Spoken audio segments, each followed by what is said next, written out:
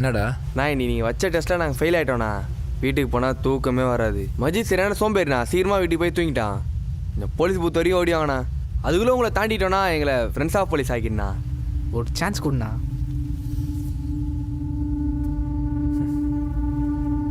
சரி இருங்க வரேன்.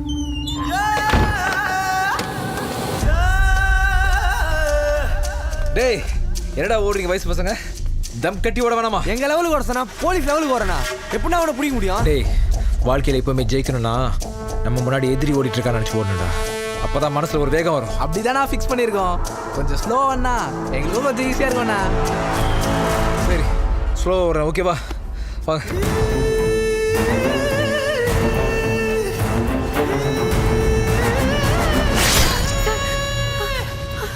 மடோனா என்னாச்சு? ஆமா, முருகவேல் சார் யாரோ போலீஸ் பூத் பக்கத்துல வைத்த கிளிஷ்ட மாதிரி கனவு. டேய் சூப்பர்ரா, நல்லா ஓடிங்க. இன்னிலிருந்து நீங்கள் 2 பேரும் ஃப்ரெண்ட்ஸ் ஆஃப் போலீஸ்.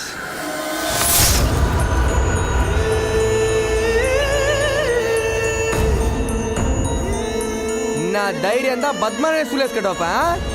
பத்மான மீசையில் இருக்க முட்டியை கூட உன்னால் பிடிக்க முடியாதுடா.